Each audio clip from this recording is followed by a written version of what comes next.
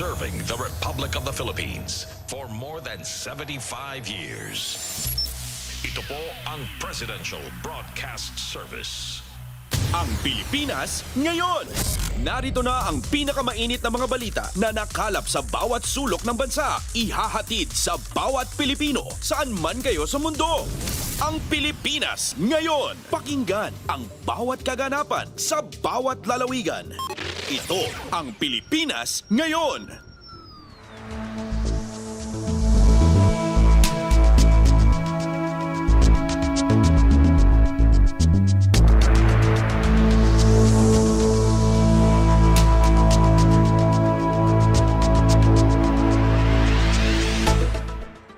Magandang araw po sa ating mga tagapakinig. Welcome po muli sa ating programang Ang Pilipinas Ngayon.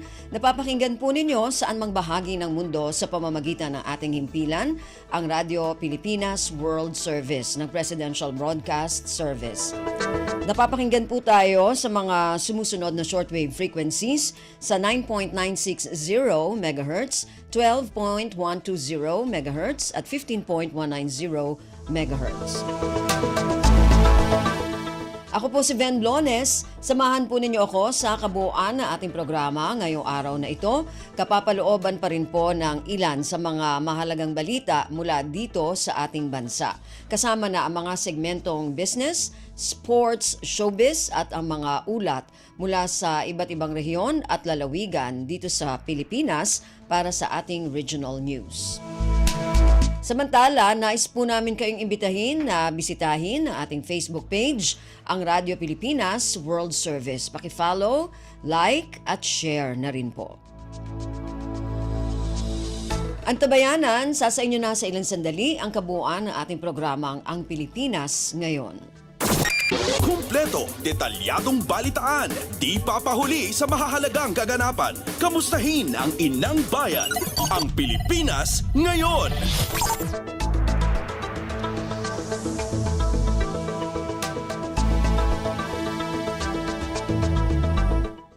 Sa ating mga balita, pinirmahan ni Pangulong Ferdinand Romualdez Marcos Jr. bilang batas ang Self-Reliant Defense Posture Revitalization Act sa isang seremonya sa Palasyo ng Malacanang nitong Martes, Oktubre 8. Itinuturing ang bagong batas na ito na isa sa mga priority bill ng Administrasyong Marcos sa pamamagitan ng Legislative Executive Development Advisory Council o LEDAC. Layon ng Self-Reliant Defense Posture Revitalization Act na masiguro ang pagkakaroon ng sapat na mga kagamitang pangdepensa ang bansa sa pamamagitan ng paglikha at paggawa nito sa bansa.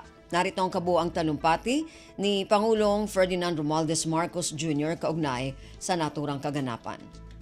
We lay today the foundation of resilience shaped by our own ingenuity, our own talent, and our unwavering resolve. With the signing of the Self-Reliant Defense Posture Revitalization Act, we are anchoring our defense strategy firmly in the strength of our own resources and capabilities. Our Constitution mandates that the state shall serve and protect its citizens and sovereignty, a duty that is not just reactive, but also in preparation for whatever challenges may lay ahead. For decades, our defense capabilities have relied upon what we could acquire from abroad. Every purchase, every negotiation, every partnership, although necessary, reminded us that our strength depended on the supply chains and the interest of other parties. The SRDP program, implemented under my father, former President Ferdinand Marcos Sr., set the stage for a more self-reliant defense strategy, urging us to tap into our own resources and capabilities. In the early years and in the 80s, the SRDP successfully met the basic material requirements of the armed forces of the Philippines, as we were able to manufacture ammunition, mobility equipment, tactical communication sets, produce vehicles from jeeps to boats, and supply the AFP's clothing requirements. Through this act, we can build on its legacy and expand upon that same vision. A defense posture that is independent, dynamic, and geared to the future.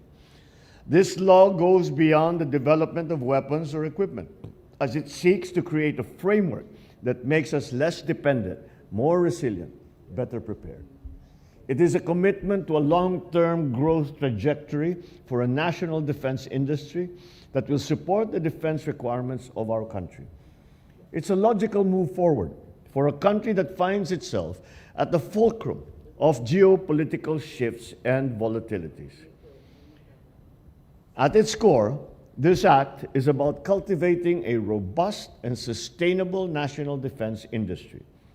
It establishes a structured approach to defensive development, starting with research and production capabilities that align our defense sector with our strategic objectives. We will prioritize R&D to develop systems that meet our unique requirements, stay ahead of evolving threats, particularly asymmetrical threats that traditional systems may not be completely equipped to address. The strategy is clear. We start by strengthening the foundations, the research, the production capabilities, and institutional support. Then build upwards, layer by layer, until we have an industry that can stand strong and succeed on its own. By consolidating these efforts under one roof, we aim to ensure that every peso spent and every effort made directly contributes to our overarching goal of self-reliance. The National Defense Industry Development Plan will serve as our guiding document, detailing the principles and goals that will shape our defense sector for years to come. It prioritizes the production of critical defense materiel here at home, from small arms and tactical vehicles to more sophisticated systems. It is about understanding what we need and why we need it, ensuring that every component is purpose-driven and strategically designed. Turning this vision into reality necessitates collaboration across sectors. The government does not do this alone. This endeavor requires the best minds in defense, science and technology, and business, from both practitioners and researchers.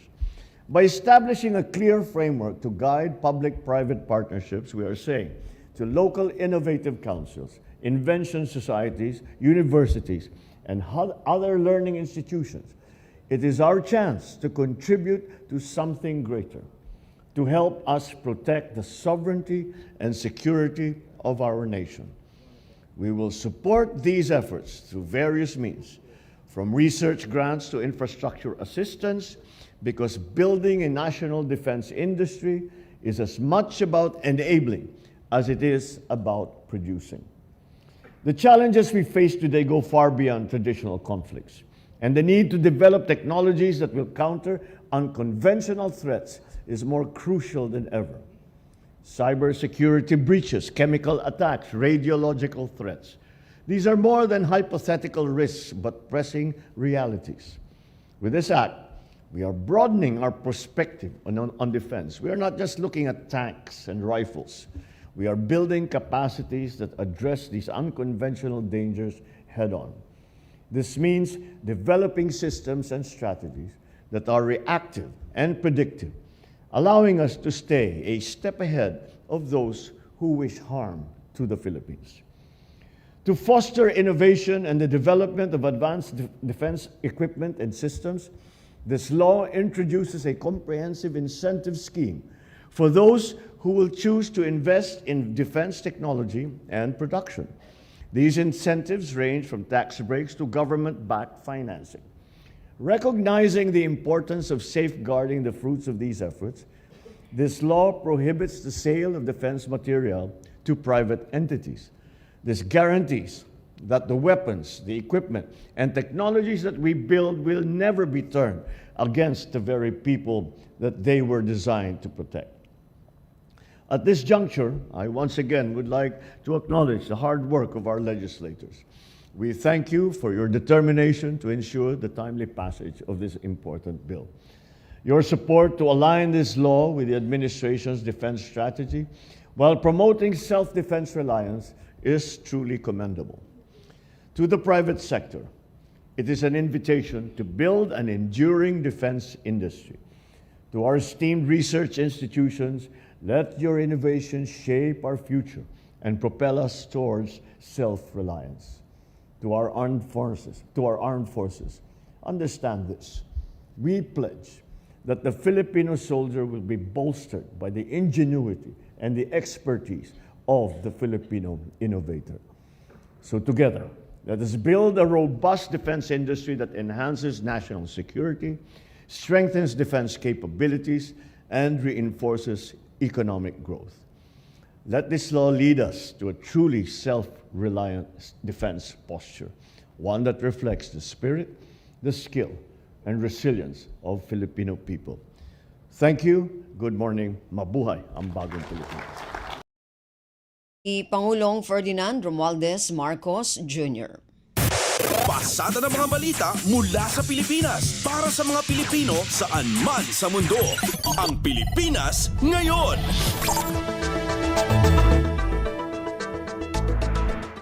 Tiniyak ni Pangulong Ferdinand Romualdez Marcos Jr. sa mga negosyanteng banyaga na handang-handa ang Pilipinas na tanggapin ang mga negosyo nito sa bansa.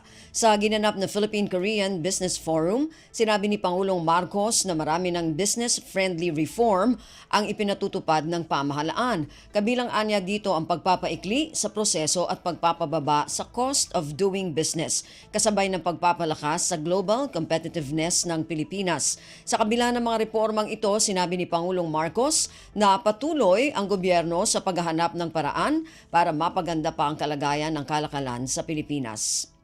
To our esteemed Korean partners, I want to assure you, the Philippine government stands ready to embrace your investments with open arms and with a continuing and unwavering support. We are continuously finding ways to make the Philippines a more conducive place to do business. We are accelerating policy reforms designed to improve the business environment here. Si Pangulong Ferdinand Romualdez Marcos Jr. Ang Pilipinas ngayon kasama si Ben Blones. Bumaba ang bilang ng mga Pilipino na walang trabaho sa bansa. Batay sa pinakahuling Labor Force Participation Survey ng Philippine Statistics Authority o PSA, bumaba sa 4% ang unemployment rate nitong Agosto mula sa 4.7% noong Hulyo. Katumbas ito ng 2.7 milyong Pilipino na walang trabaho. Kaugnay nito, tumaas rin ang bilang ng mga may trabaho nitong Agosto na nasa antas na 76% o katumbas ng 49.15 milyong Pilipino na may trabaho o negosyo. Mas mataas ito sa naitalang 75.3% na employment rate noong Hulyo. Maging ang underemployed o mga manggagawa na hindi napapasweldo ng sapat at nasa trabaho na hindi angkop sa kanilang kakayahan ay bumaba rin sa 4%. Samantala, kabilang sa mga trabahong nakaambag sa pagtaas ng employment rate, ang service and sales workers na may dagdag na higit 1 milyon, plant and machine operators and assemblers, elementary occupations at professionals. Kumpleto, detalyadong balitaan, di papahuli sa mahahalagang kaganapan. Kamustahin ang inang bayan, ang Pilipinas ngayon. Muling pinagtibay ni Pangulong Ferdinand Romualdez Marcos Jr. ang pangako nito na pagpapatuloy sa positive trajectory ng ugnayan ng Pilipinas at South Korea. May isa sa katuparan ito sa pamamagitan ng joint statement on the declaration of the establishment of a strategic partnership ng Pilipinas at South Korea. Inalala ni Pangulong Marcos ang naging diskusyon noong ASEAN Summit 2023 kung saan binigyang diin ng dalawang pinuno na patatagin ang strategic partnership ng Pilipinas sa South Korea.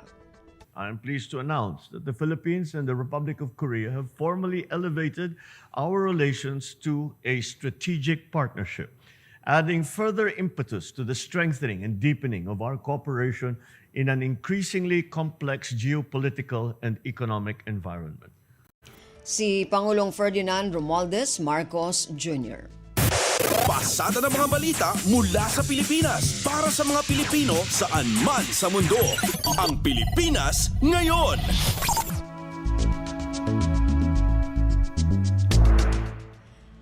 Pinuri ni South Korean President Yoon Suk-yeol ang pamamahala ni Pangulong Ferdinand Romualdez Marcos Jr. sa Pilipinas. Ayon kay President Yoon, nakita niya kung gaano umunlad ang Pilipinas sa ilalim ng pamamahala ni Pangulong Marcos. Una na anyang nakita ni President Yoon ang dynamic development ng bansa. Nakita din nito ang patuloy na pangmatagalang relasyon ng Pilipinas at South Korea. Kaugnay nito, kinukonsidera rin ng leader ng South Korea ang Pilipinas bilang core partner ng South Korea sa Association of Southeast Asian Nations o ASEAN. Ang Pilipinas ngayon, kasama si Ben Blones. Binigyang diin ng South Korea na kaisa sila ng Pilipinas sa pagsusulong ng rules-based maritime order at freedom of navigation sa West Philippine Sea. Sa joint press conference ni na South Korean President Yoon Suk-yeol at Pangulong Ferdinand Romualdez Marcos Jr., kapwa inihayag ng dalawa na isinusulong ng mga ito ang kapayapaan, kaayusan at kaligtasan sa West Philippine Sea na isang critical sea lane of communication sa rehiyon. Ayon kay President Yoon, katuwang sila ng Pilipinas sa pagtataguyod ng international law sa karagatan at mas pinaigting na strategic cooperation. Samantala, nagkaroon ng kasunduan ng Pilipinas at South Korea na palakasin ang ugnayan pagdating sa maritime security, pagpapalitan ng impormasyon at pagsasagawa ng search and rescue missions. Kumpleto, detalyadong balitaan, di papahuli sa mahahalagang kaganapan. Kamustahin ang inang bayan, ang Pilipinas ngayon.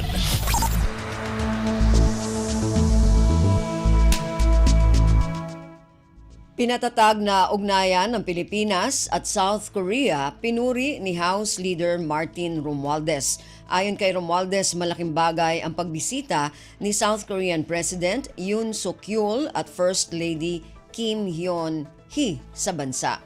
Ang detalye ng balitang ito mula kay Kathleen Forbes. Nagpahayag ng buong suporta si House Speaker Martin Romualdez sa pagpapalalim at pagpapalawak ng relasyon ng Pilipinas at Republic of Korea. Anya, malaking bagay ang pagbisita ni South Korean President Yoon Suk-yeol at First Lady Kim Hyun-hee na nataon pa sa ika-75 taong anibersaryo ng diplomatic ties ng dalawang bansa. Positibo ang House Chief sa hinaharap na Philippine-ROK partnership, partikular sa defense modernization, economic collaboration at cultural exchange. Kinilala nito ang maigting na suporta ng South Korea sa modernisasyon ng ating militar at pagpapalakas ng Philippine Coast Guard at humanitarian efforts, pagiging nangungunang trading partner, gayon din ang ambag sa enerhiya at infrastruktura at turismo.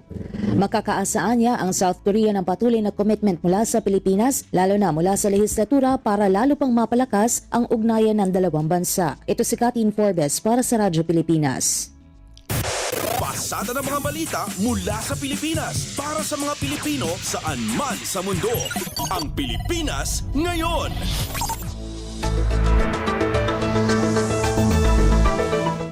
Pinag-aaralan ng Bureau of Customs o BOC at Philippine Ports Authority o PPA ang pagbabago sa regulasyon kaugnay sa palugit ng pagkuha sa mga kargamentong imported mula sa mga pantalan. Sa panayam ng Radyo Pilipinas, sinabi ni BOC Assistant Commissioner Attorney Vincent Jet Maronilla na magsasagawa ng konsultasyon sa mga stakeholder upang malaman kung ano ang mga dapat ipatupad na regulasyon. Mayroon anya mga stakeholder na matagal na hindi kinukuha ang kanilang kargamento at ginagawang warehouse ang mga pantalan. Imbes na magrenta sila ng warehouse, siguro minimum na renta niyan, 1 taon nilang rerentahan. Siguro iniisip nila hindi naman buong taon meron silang parating, no? At mabilis din lang naman yung turnaround. Ang ginagawa po nila, inaabuso nila yung 30-day period at ginagawa nilang warehouse yung ating mga pantalan. Nangyayari po, minsan nagkakaroon tayo ng sitwasyon na maaaring ma-misinterpret to at magkaroon ng artificial shortage. So yun po yung iniiwasan natin. Ayon kay Maronilla, inaasahan na magpapatupad ng reforma ang kanilang ahensya para sa mabilis na proseso upang maiwasan ang mga importer na gamitin ang pantalan bilang storage. Layon din ng ilalabas na polisiya na maiwasan ang posibleng pagsisikip sa mga pantalan. Naobserbahan din na may ilang importers ang naghihintay pa ng ilang buwan para maghain ng import entry sa cargo kahit ang mga produkto ay naibaba na sa pantalan. Sinabi ni Maronilla na ilalabas ang bagong regulasyon sa mga susunod na araw. Meron na po mga proposals dyan. In the next few days po siguro, no, i-announce namin yung kung ano man yung mga napag-usapan naming reforma para po maiwasan yan. Para po rin maiwasan yung port congestion. Napakalaking problema po yan kung mangyayari. Si Bureau of Customs Assistant Commissioner Attorney Vincent Jet Maronilla. Ang Pilipinas ngayon, kasama si Ben Blones. Patuloy ang pakikipag-ugnayan ng Department of Migrant Workers o DMW sa Labor Attaché hinggil sa sitwasyon ng mga Pilipinong nakatira sa Lebanon dahil sa tensyon sa pagitan ng Hezbollah at Israel. Sa panayam ng Radyo Pilipinas, sinabi ni DMW Undersecretary Bernard Olalia na nagdagdag sila ng 3 pang shelters maliban sa isang shelter sa nasabing lugar na magsisilbing evacuation center ng mga Pilipinong kinakailangang lumikas. Inaayos na rin anya ang mga exit permit ng mga nais na makauwi ng bansa. Yung pong shelters natin, mahigit 200 na pong katao ang nandoon po ngayon. Kalahati po noon, inaayos po yung exit permits at mahigit kalahati po noon ay may mga exit permits na ready na po for facilitated repatriation. Sinabi ni Olalia na sinusubaybayan nito kung may mga commercial flight na maari ng masakyan ng mga nakahandang umuwi. Ito ay dahil nakansela na anya ang mga naunang flight na nakatakda sana noong nakaraang Setyembre. Hanggang ngayon, yung pong mga nabook natin ay na-cancel po. Meron po tayong October 3 at October 5, hindi rin po natuloy, na-cancel. No? So ang kasunod po, kung susunod na linggo, meron po kaming naibook ulit na commercial flight. Harinawa, magpatuloy na po at nang mailikas na po sila. Si Department of Migrant Workers Undersecretary Bernard Olalia. Kumpleto, detalyadong balitaan, di papahuli sa mahahalagang kaganapan. Kamustahin ang inang bayan, ang Pilipinas ngayon. Siniguro ng Department of Foreign Affairs o DFA na ginagawa nito ang lahat ng paraan upang masigurong ligtas ang mga Pilipinong nakatira sa Lebanon sa gitna ng kasalukuyang tensyon doon. Sa panayam ng Radyo Pilipinas, sinabi ni DFA Undersecretary Ed De Vega na noon pang buwan ng Setyembre ng nakaraang taon, inaalok ng pamahalaan ang repatriation o pagpapauwi sa mga Pilipinong nakatira sa Lebanon. Ngunit ngayon lamang nagdesisyon ng ilan na umuwi na sa bansa. Sa ngayon ay voluntary repatriation ang ipinatutupad sa Lebanon, gayunman posible anyang iakyat ito sa mandatory repatriation. Maaari nang iakyat sa level 4 para mandatory na. Pagdating dito ng mga kababayan natin, at may experience na tayo sa Lebanon, mag-repatriate na tayo ng 2006 ng kagabi namin. No? Pagdating dito yan, meron silang packages, financial. Samantala, sinabi ni De Vega na sa 11,000 Pilipino na naninirahan sa Lebanon, kalahati dito ay may working visa, may mga nakapag-asawa na ng Lebanese habang ang iba ay walang dokumento. Bawat Pilipino sa Lebanon anya ay binibigyan ng importansya at patuloy na sinusubaybayan kasabay ng tensyon sa pagitan ng Israel at Hezbollah sa nasabing lugar. Binibigyan namin yung aming assurance sa publiko. Ginagawa namin lahat para makauwi na yung mga gusto umuwi. By the way, kailangan sumunod din sila sa advisories ng pamahalaan at ng pamahalaan ng Lebanon. Si Department of Foreign Affairs Undersecretary Ed De Vega. Pasada ng mga balita mula sa Pilipinas para sa mga Pilipino saan man sa mundo. Ang Pilipinas ngayon. Mahigit 10,000 visa ng Philippine Offshore Gaming Operator o POGO foreign workers ang na-downgrade na ng Bureau of Immigration. Ibig sabihin, lahat ng specialized visa na ibinigay sa mga dayuhang manggagawa sa POGO ay naging tourist visa na lamang at mayroon na lamang 60 araw na itatagal sa bansa. Ayon kay Immigration Commissioner Joel Anthony Viado, minamadali na ang proseso para sa downgrading bilang pagtalima sa direktiba ni Pangulong Ferdinand Romualdez Marcos Jr. na pagpapatigil sa operasyon ng Pogo. Sinabi ni Viado na sino mang hindi tatalima sa proseso at patuloy na mananatili sa Pilipinas kahit paso na ang visa ay isa sa ilalim sa deportasyon. Ang Pilipinas ngayon, kasama si Ben Blones. Full digitalization sa Philippine Health Insurance Corporation of PhilHealth target bago matapos ang Administrasyong Marcos. Bukod sa pagpapalawak ng mga benepisyo para sa mga miyembro, sinabi ni PhilHealth President at CEO Emmanuel Ledesma Jr. na nakatutok ito sa digital transformation para mapalawak pa ang naaabot ng mamamayan sa mga serbisyo ng PhilHealth, lalo na sa mga nasa malalayong lugar.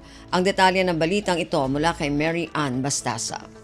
Bukod sa pagpapalawak ng mga benepisyo para sa mga miyembro nito ay tuloy-tuloy na rin isinusulong ng Philippine Health Insurance Corporation of PhilHealth ang digitalisasyon sa kanilang sistema. Ayon kay PhilHealth President CEO Emmanuel Ledesma Jr. nakatutok sila sa digital transformation para mapalawak ang access ng mamamayan sa mga serbisyo ng PhilHealth lalo na sa mga nasa malalayong lugar. Kasama sa target ang full digitalization bago matapos ang Administrasyong Marcos. Ayon kay PhilHealth Senior VP at Chief Information Officer Jovita Aragona, nakikipagtulungan na sila sa DICT para mapabilis ang digitalisasyon sa ahensya. Sa ngayon, nasa procurement phase na ang automation sa PhilHealth. Kasama rin sa itinutulak ng PhilHealth ang paggamit ng artificial intelligence sa validation para mabawasan ang mga kaso ng fraud. Ayon sa PhilHealth, walang tigil ang kanilang agresibong pagtutulak ng digitalisasyon alisunod na sa direktiba ni Pangulong Marcos upang higit na mapadali ang membership at paghahatid ng kanilang serbisyo sa mas maraming Pilipino. Ito si Meran Bastasa para sa Radyo Pilipinas. Kumpleto, detalyadong balitaan, di papahuli sa mahahalagang kaganapan. Kamustahin ang inang bayan, ang Pilipinas ngayon.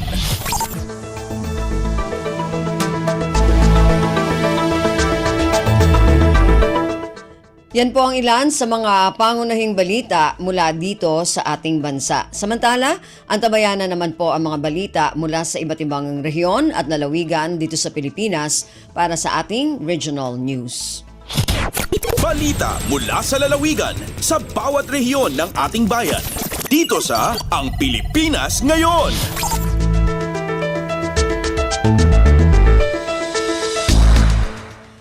Dumako na tayo sa ating regional news. Unahin natin ang mga balita mula sa rehiyon ng Luzon. Mula sa Lawag Fertilizer and Pesticides Authority, nagpaalala kaugnay sa tamang pagre-repack ng pesticides. Ang detalye ng balitang ito mula kay Rani Dorilag.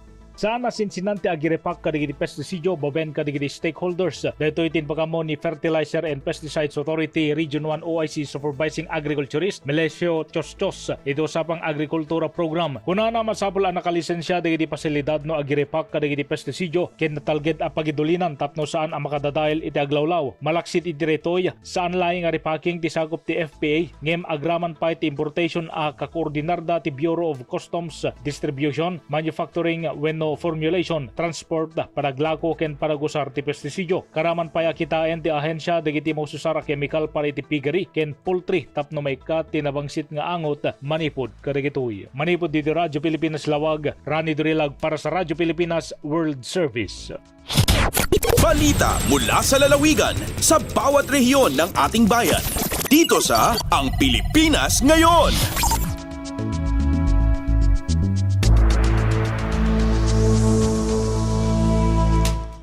Maraming salamat, Rani. Yan ang ulat mula sa Lawag. Samantala, dumako naman tayo sa Agoo. Higit 700,000 piso na halaga ng tanim na marijuana sinira sa isinagawang eradication operation sa La Union. Ang detalye ng balitang ito mula kay Albert Kawile. dumanon iti 720,000 pesos. Ti balor dagiti mula marijuana iti dinadaal dagiti otoridad iti naisayangkat nga eradication operation sa Jay Sitio Bayo, Barangay Sasaba, Santol, La Union, Idicalman, Oktubre 7. Nabalegi iti naisayangkat nga operasyon babayan tinagtipon na puwersa ti Philippine Drug Enforcement Agency Regional Office 1, Regional Special Enforcement Team, PDEA Seaport Interdiction Unit, La Union Police Provincial Office Provincial Drug Enforcement Unit, First La Union Provincial Mobile Force Company, ken Santol Police Station. Sigon kini PDEA Region 1 Regional Director Joel Plaza, 3,000 na magasota a pedaso ti fully grown marijuana plants, ti pinarot ken dinadaal dagiti otoridad, manipod iti dua plantation sites nga dani ti Dago Pakalawa, ti daga at 3,50 metriko kwadrado, idi agarop alas 11 ti bigat, Idicalman. Dagos anapuran iti mismo lugar dagiti naparot ken nadadala mula ti marijuana, kalpasan iti operasyon. Mangisayangkat dagiti operatiba kadagiti investigasyon tapno matakwatan ti dumapay a lugar a pagmulmulaan ti marijuana ken tapno matiliw dagiti individual a responsable iti krimen. Manipod RP Ago, Albert Kawile para kay Radyo Pilipinas World Service. Balita mula sa lalawigan sa bawat rehiyon ng ating bayan. Dito sa Ang Pilipinas Ngayon.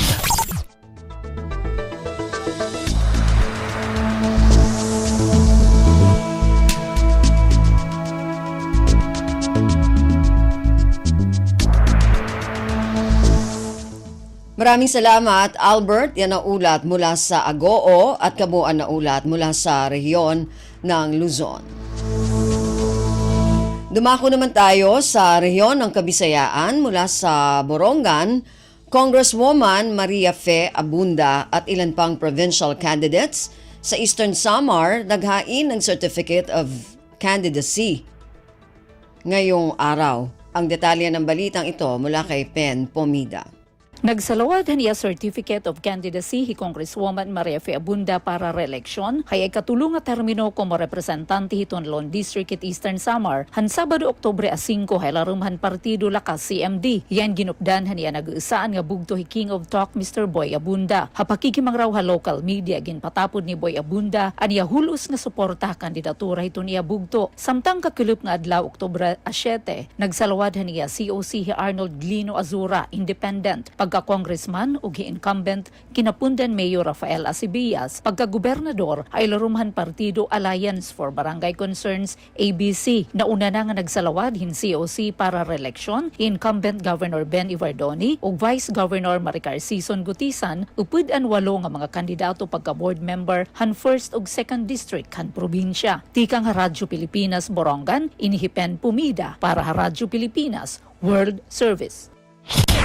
Balita mula sa lalawigan sa bawat rehiyon ng ating bayan. Dito sa Ang Pilipinas Ngayon.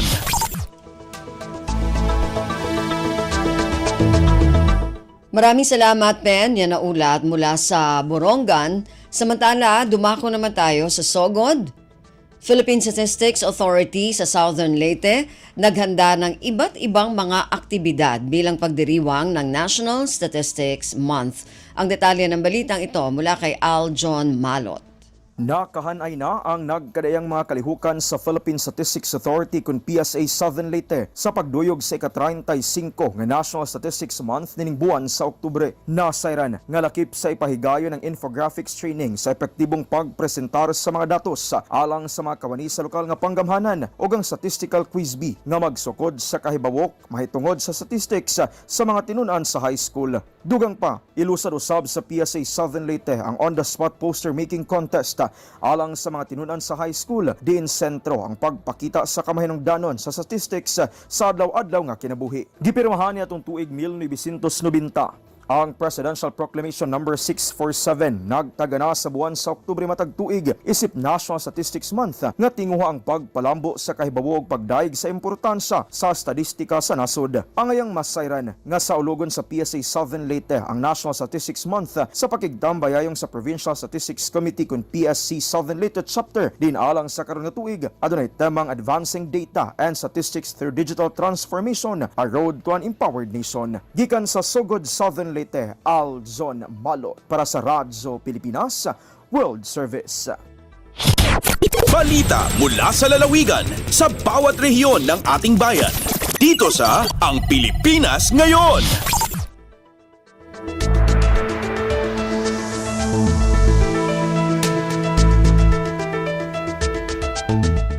Maraming salamat, Aljon. Yan ang ulat mula Sogod at kabuuan na ulat mula sa rehiyon ng Kabisayaan. Samantala, dumako naman tayo sa Mindanao mula sa Cagayan de Oro, City Health Office ng Cagayan de Oro City, nakilahok sa Bakuna Eskwela Campaign. Ang detalye ng balitang ito mula kay Kokoy Medina. Miduyog ang dakbayan sa Cagayan de Oro pinaagi sa City Health Office sa paglusad sa kampanya Batok Human Papillomavirus or HPV, tipdas, sorbilla, tetanos o dipteria sa mga kabataan ilabi na sa pampublikong tungaan kagahapong adlaw, Oktubre 7, atol sa gipahigayong kick-off ceremony sa Bakuna Eskwela nga gipahigayon sa Bulwa Central Elementary School. Kini alayon usab sa simultaneous nationwide kick-off ceremony diin mismo si City Health Officer Dr. Rachel Dilla, kauban si DOH-10 Regional Director Dr. Sulpicio Henry Ligaspi, man ang makadaguan sa DepEd Division sa Cagayan de Oro City sa pagpangulo ni Schools Division Superintendent Troy Angelo Gaso o ang mga opisyal sa barangay sa Bulwa. Subay niini nanawagan karon si Dr. Dilla sa mga ginikanan nga suportahan ang vaccination. Diin miduyog usab ang mga representante sa World Health Organization. Target sa maong Bakuna Eskwela campaign sa DOH o sa City Health Office nga ang mga kabataan nga grade 1 hangtod grade 7 ang mabakunahan sa measles, rubella, ingon man ang grade 4 nga mga kabataan nga mababae nga mabakunahan sa HPV. Gikan dinhi sa Radyo Pilipinas sa Cagayan de Oro, kini si Kokoy Medina alang sa Radyo Pilipinas World Service. Balita mula sa lalawigan sa bawat rehiyon ng ating bayan. Dito sa Ang Pilipinas Ngayon.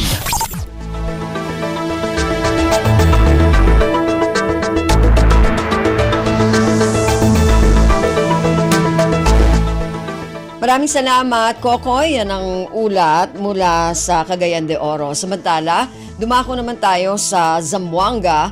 Mga empleyado ng lokal na pamahalaan ng Zamboanga nakinabang sa libreng chest x-ray na bahagi ng Zamboanga Hermosa Festival sa lungsod. Ang detalye ng balitang ito mula kay Bless Eboyan. Isip parte sa pagsaulog sa Zamboanga Hermosa Festival, ang kagamhanang lokal sa lungsod sa Zamboanga adunay libreng chest x-ray para sa mga empleyado sulod sa duha ka adlaw. Magsugod kini og alas 8 sa buntag hangtod alas 2 sa hapon. Nagipanguluhan sa City Health Office o CHO, Department of Health o DOH o sa Philippine Business for Social Progress o PBSP. Kini gianunsyo dungan sa nahitabong flag raising ceremony kagahapon sa City Hall ug kini nga pagpaningkamot ilalom sa liderato ni Zamboanga City Mayor John Dalipe nga nagtumong nga mas mapalikon ang tuberculosis o TB control program. Ang sakit nga TB nagpabilin nga usa ka global health issue, maong pinaagi ani nga programa nga maka-avail sa libre nga diagnostic test ang mga empleyado. Nakasugod na usab sila sa unang lakang aron mapugngan ang pagkalat sa mismong sakit. Gikan diri sa Radyo Pilipinas Zamboanga, kini si Blas Iboyan para sa Radyo Pilipinas World Service. Balita mula sa lalawigan sa bawat rehiyon ng ating bayan. Dito sa Ang Pilipinas Ngayon.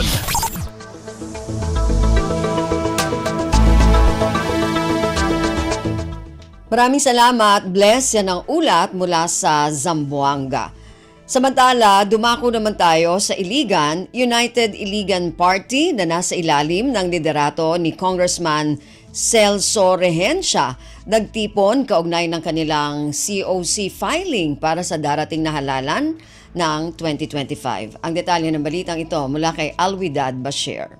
Nagtapok karong bag-o lang ang mga sakop sa United Iligan Party o UIP ubos sa liderato ni Congressman Celso Rehencia sa banquet hall sa Cheradel Suites, Villaverde, Iligan City. Kauban ni Kongresista Rehencia ang iyang mga sakop sa partido sa halalan 2025 o ang national local election sa umaabot ng ikanapulog duha sa bulan sa Mayo sunod tuig. Ubos sa United Iligan Party, opisyal nga gianunsyo ni Congressman Rehencia ang iyang pagsumiter na usab sa Certificate of Candidacy isip Congressman para sa Lone District of Iligan. Karong adlaw na mausad ang last day sa filing of COC. Uban ni retired Colonel Yuni Roy G. Ga isip mayor ug ang iladong negosyante nga si Ernest Oliver Wickwik Uy isip vice mayor. Sa mensahe ni Congressman Rehencia iyang namatikdan ang tinguha sa partido nga mahatagan og dekalidad nga serbisyong publiko sa tanang sektor sa dakbayan. Iyang gipasiugda ang usa ka komprehensibo og determinado nga mga miyembro sa ilang partido nga nagkainusa sa pagkabot sa usa ka moderno og progresibong iligan. Samtang ang matag miyembro sa ilang partido mipaambit og mensahe gikan sa mga kandidato pagkakonsehal, bisi-mayor ug mayor. Natapos ang nasamit nga pagtilipon sang grupo sa iyang panawagan sa tanan nga iliganon. Uban ta para sa bagong iligan. Mula sa RP Iligan, Alwidad Bashir para sa Radyo Pilipinas World Service. Balita mula sa lalawigan sa bawat rehiyon ng ating bayan. Dito sa Ang Pilipinas Ngayon. Maraming salamat, Alwidad. Yan ang ulat mula sa Iligan at kabuuan na ulat mula sa rehiyon ng Mindanao. Narinig po ninyo ating regional news para sa araw na ito. Kalipunan ng mga balita mula sa iba't ibang rehiyon at lalawigan dito sa Pilipinas. Samantala, antabayanan naman po ang ating mga segmentong business, sports at showbiz.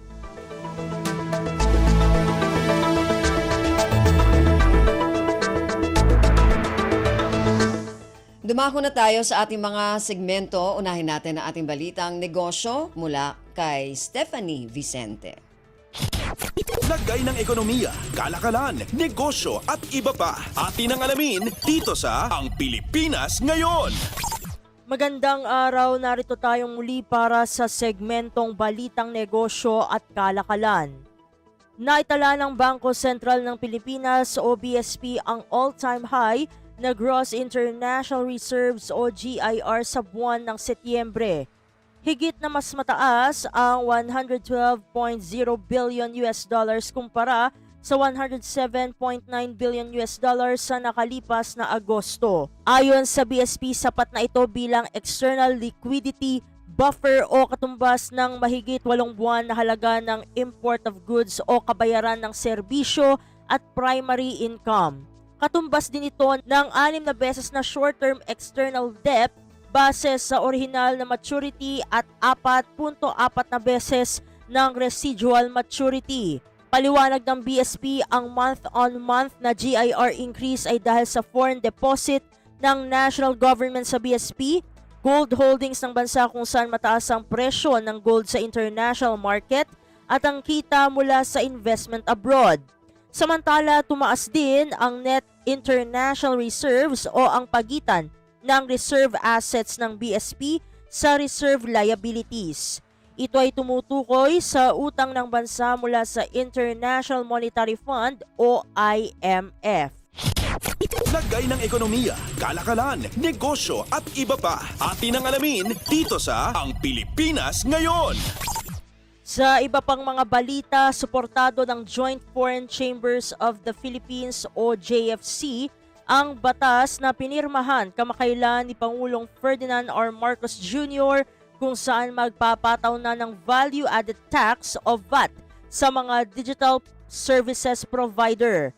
Ayon kay Arangkada Project Philippines Director Katie Stuntz, welcome para sa kanila na maging bahagi sa pagbabalangkas ng Implementing Rules and Regulations o IRR. Sinabi naman ng American Chamber of Commerce na makipag-ugnayan sila sa Asia Internet Coalition para makapag-host ng workshop kaugnay ng pagpapatupad ng batas katuwang ang Department of Finance o DOF at Bureau of Internal Revenue o BIR. Nagpahayag din ang JFC ng pagsuporta sa isinusulong ng DOF na rationalization ng mining fiscal regime na magbibigay daan sa mutual benefits sa pagitan ng gobyerno at ng pribadong sektor. Lagay ng ekonomiya, kalakalan, negosyo at iba pa. Atin ang alamin dito sa Ang Pilipinas Ngayon. Sa pagtatapos ng ating segmento, committed ang Administrasyong Marcos na ipagpatuloy ang dialogo sa Joint Foreign Chamber of the Philippines o JFC upang paghusayin ang mga polisiya sa pamumuhunan. Ayon kay Department of Finance o DOF Secretary Ralph Recto, ang mga isinasagawang business-friendly reforms ang maglalatag ng red carpet para sa mga papasok na investor sa bansa. Kabilang sa mga reforma na ibinahagi ni Recto ang bagong batas na nagpapataw ng value-added tax o VAT sa mga digital service provider. Nagbigay din ng update si Recto sa JFC sa progreso ng pre-border technical verification at cross-border electronic invoicing system. Ang JFC ay koalisyon ng 6 na major international business chambers sa Pilipinas kung saan kabilang ang Amerika, Australia, New Zealand, Canada, Europa, Japan, Korea at ang Philippine Association of Multinational Companies Regional Headquarters Incorporated.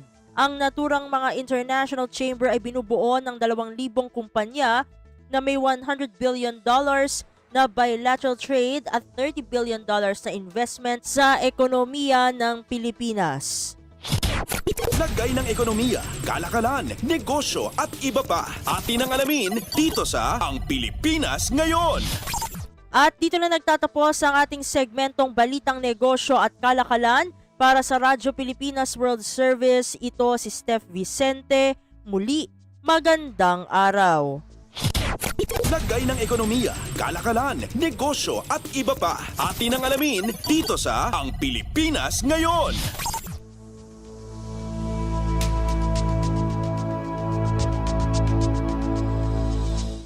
Maraming salamat, Steph. Yan ang ating balitang negosyo. Samantala, para sa ating balitang pampalakasan, narito naman si Leo Magpayo. Updates at pinakahuling mga usapin sa mundo ng palakasan. Atin ang pakinggan dito sa Ang Pilipinas Ngayon. Magandang araw. Narito na po ang sports balita. Sinabi ng Games and Amusement Board o GAB na malaki ang posibilidad na hindi na papayagang maglaro ng profesional na basketball sa mga liga katulad ng Philippine Basketball Association o PBA, si Northport player John Amores pagkatapos ng kanyang pagkasangkot sa isang insidente ng pamamaril sa Laguna. Ito ang pahayag ni GAB Chairperson Francisco Rivera sa pagdinig ng Senate Finance Subcommittee para sa panukalang 157.87 milyong budget ng ahensya para sa taong 2025. Ipinaliwanag ni Rivera sa komite na pinayagan ng GAB na maglaro si Amores sa mga profesional na liga kahit may kasaysayan na nitong nanuntok ng kanyang kalaban sa mga laban noong naglalaro pa siya sa National Collegiate Athletics Association of the Philippines o NCAA sa kondisyon na sasailalim siya sa anger management therapy. Ayon kay Rivera, nangako si Amores na mananahimik ito kapag siya ay accredited na ng GAB. Sinabi naman ni Senador Bongo na dapat palakasin ng GAB ang kanilang mga panuntunan at polisiya para maiwasan na mangyari muli ang kaparehong insidente. Bukod sa PBA, pinayuhan din ni Go ang GAB na makipag-ugnayan ng husto sa iba pang profesional na liga katulad ng Maharlika Pilipinas Basketball League o MPBL. Pinalaya mula sa kulungan si Amores at ang kanyang kapatid pagkatapos magpiyansa sa kasong attempted homicide na inihain sa kanya. May 2 linggo na ang nakalilipas. Updates at pinakahuling mga usapin sa mundo ng palakasan. Atin ang pakinggan dito sa Ang Pilipinas Ngayon. Nakopo ng Philippine Volcanoes ang national rugby team ng bansa ang gintong medalya sa men's at women's events ng Asia Rugby Emirates Sevens Trophy na ginanap sa Nepal. Tinalo ng men's team ang Chinese Taipei sa finals 27-14 habang matagumpay naman ang women's team laban sa India 7-5. Sinabi ni Ada Milby, presidente ng Philippine Rugby, na isang makasaysayang achievement ito para sa Philippine Rugby at ipinapakita nito ang pagsisikap ng mga atleta, coaches at support staff para maisakatuparan ito. Dagdag ni Milby, excited silang makita ang patuloy na paglago at tagumpay ng rugby sa Pilipinas. Dahil sa tagumpay, ang men's at women's Volcanoes ay mapapabilang muli sa Division 1 ng torneo. Updates at pinakahuling mga usapin sa mundo ng palakasan. Atin ang pakinggan dito sa Ang Pilipinas Ngayon.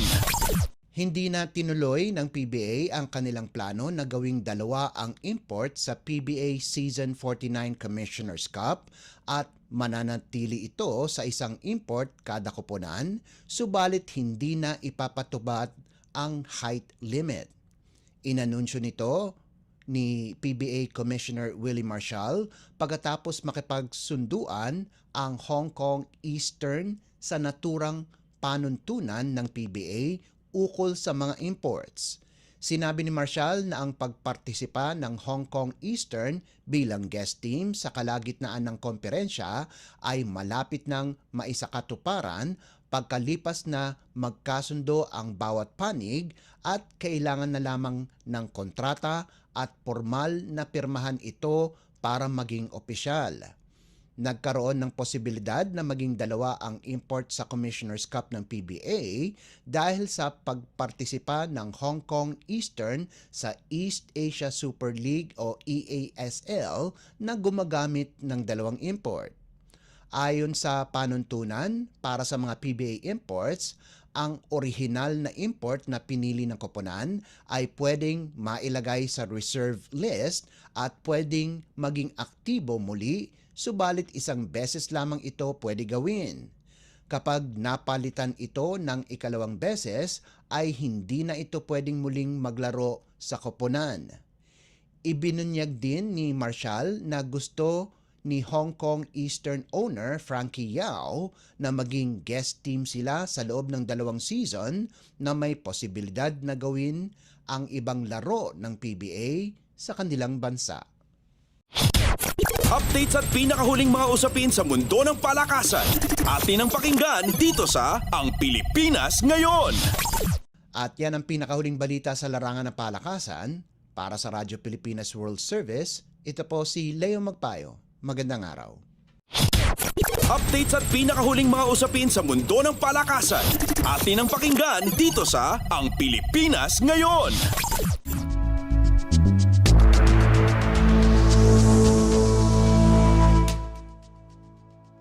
Maraming salamat, Leo. Yan ang ating balitang pampalakasan. Samantala, para sa mga nag-aabang ng mga chismis sa mundo ng showbiz, para sa ating showbiz balita, narito si Mama JT. Ang latest, ang hottest sa showbiz and entertainment. Heto na sa Ang Pilipinas Ngayon.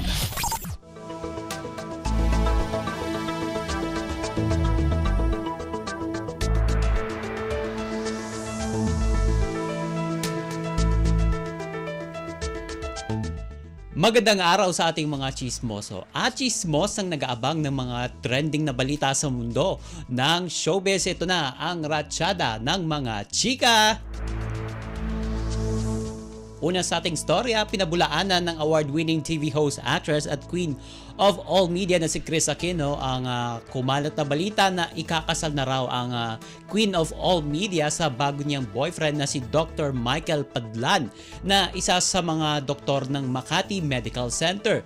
Ayon sa inilabas na impormasyon ng isang Facebook page, nakatakda raw ang intimate wedding ni Kris at Dr. Michael na gaganapin sa isang events place sa Makati City. Kalakip pa ng naturang Facebook post ang mga litrato ng venue na punong-puno ng mga halaman at bulaklak. At sa isang pahayag sa pamamagitan ng kanyang kaibigang si Dindo Balares na dating entertainment editor ng isang tabloid, peke ang ipinapakalat ng naturang Facebook page. Ginagamit pa ng naturang account ng isang legit na publication sa pagpo-post ng mga peking balita. Ika nga niya, quote-unquote, the best answer to that, fake news.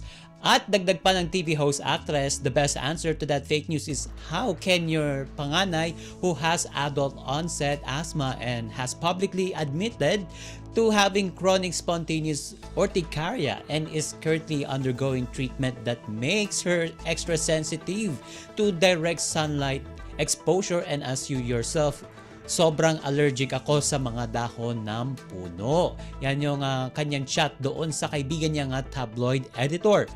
At hirit pa niya, dapat lang maniwala sa mga impormasyon kung ang mga kaibigan niyang editor na sina Dindo o ang showbiz host at vlogger na si OG Diaz ang magsasabi ng balita.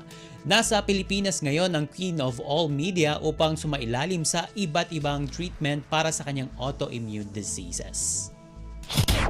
Ang latest, ang hottest sa showbiz and entertainment. Heto na sa Ang Pilipinas Ngayon.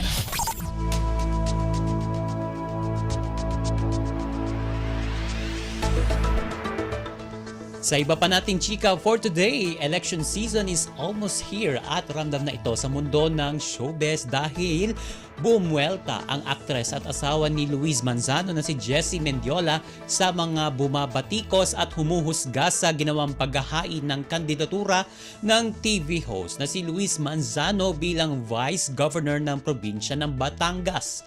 Kakandidato uli bilang gobernador ng lalawigan ang star for all seasons na si Vilma Santos Recto at ang Vice Governor naman ng kanyang anak na si Luis habang tatakbo namang congressman si Ryan Christian Recto sa ika-6 na distrito ng naturang lalawigan. Sa isang post sa Instagram, mababasa roon ang saloobin ni Jessie sa pagtakbo ng kanyang mister bilang vice-gobernador. Sabi niya, quote and unquote, "This wasn't part of our plan but God had other plans for us." Tiin pa nito, quote and unquote, "Isa ka sa pinakamasipag, maalaga at mapagbigay na tao na kilala ko. Kahit noon pa man, palagi mong iniisip ang kapakanan ng ibang tao at mahilig kang tumulong at makinig sa iba kahit walang kapalit na ano pa man, hindi mo na gustong banggitin yung pangalan o pinapaalam pa sa taong tinulungan mo." At ayon pa sa post ng actress na in love daw ito sa kalinisan ng puso ng kanyang asawa at isa ito sa dahilan kung bakit niya minahal si Luis. At kahit hindi raw parte ng plano ang pagtakbo ni Luis sa lokal na posisyon ay nakahanda itong suportahan ang kandidatura ng kanyang pinakamamahal na asawa. At syempre, lubos na proud si Jessie sa tinatahak na bagong direksyon sa karera ng buhay ni Luis. Anya, mararanasan na raw ng mga taga-Batangas ang alagang Lucky na ilang taon niyang naramdaman sa kanya. At syempre, sinagot din ni Jessie ang komento ng isang netizen na nagsasabi na ang pagtakbo sa politika at magsilbi sa mga kababayan niya roon ay maihalintulad sa isang responsibilidad ng isang doktor na buhay ng tao ang nakasalalay. Tugon niya, quote and unquote, sana bigyan ng pagkakataon si Luis to prove this. He grew up learning so much from his mom and his stepdad when it comes to politics. I do not understand why some people are so quick to judge porket artista siya. At sabi pa niya, ang pagiging artista ay isa lang sa mga kaya niyang gawin sa buhay. Others do not know Luis like I do. What if he just really wants to serve the Filipino people? Yan yung kanyang pagdidiin. Samantala, pumalag ito sa kanya ipangusga na nakukuha ng kanyang asawa sa ginawa nitong pagtakbo sa eleksyon. Sabi niya, honestly, sa lahat ng artista na tumakbo at tumatakbo, si Luis ang isa sa pinaka-qualified sa lahat. Sabi niya, I hope people let him prove himself when it comes to public service. At matatandaan na sabay-sabay na naghain ng kanilang Certificate of Candidacy noong October 3 ang mag-iina para sa pagtakbo nila sa darating na eleksyon 2025. Ang latest, ang hottest sa showbiz and entertainment. Heto na sa Ang Pilipinas Ngayon.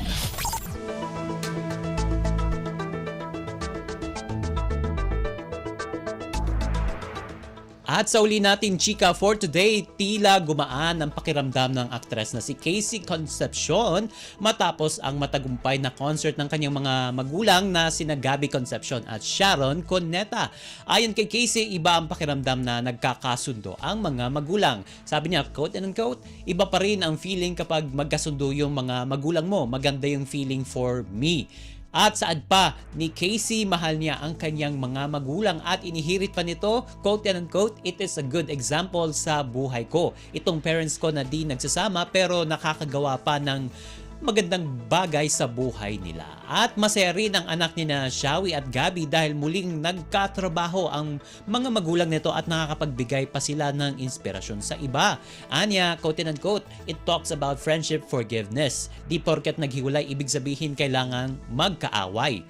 At matatanda ang last year ay binahagi ng actress ang excitement sa pagbabalikan ng kanyang mga magulang sa pamamagitan ng isang Instagram post. Ang latest, ang hottest sa showbiz and entertainment. Heto na sa Ang Pilipinas Ngayon.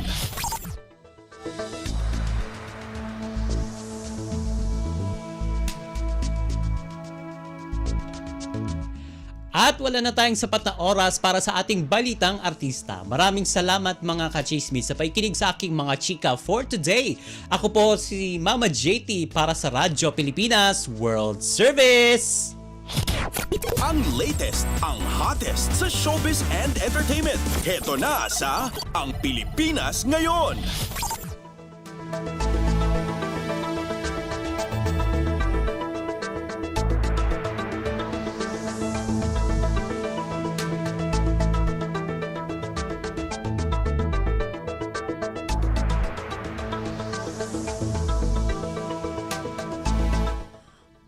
Maraming salamat. Yan ang ating showbiz balita.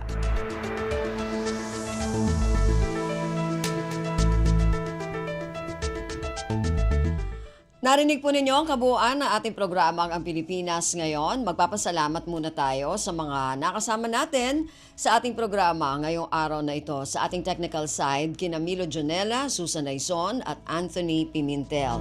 Maraming salamat din sa ating executive producer ngayong araw na ito kay Jerome Toledo. Sa mga nakasama natin sa ating mga segmento para sa ating Balitang Negosyo kay Stephanie Vicente, sa ating Balitang Pampalakasan kay Leo Magpayo, sa mga kasama natin na nag-ulat mula sa iba't ibang rehiyon at lalawigan dito sa Pilipinas, para sa ating regional news at sa ating station manager na si Mr. Ray Sampang. Hanggang sa susunod na edisyon na ating programang Ang Pilipinas Ngayon, ako pong muli si Ven Blones. Maraming salamat po at mabuhay po tayong mga Pilipino. At yan ang Pilipinas Ngayon. Muling samahan si Ven Blones sa parehong oras at alamin ang pinakahuling mga kaganapan at balita saan man kayo naroon. Ang Pilipinas Ngayon.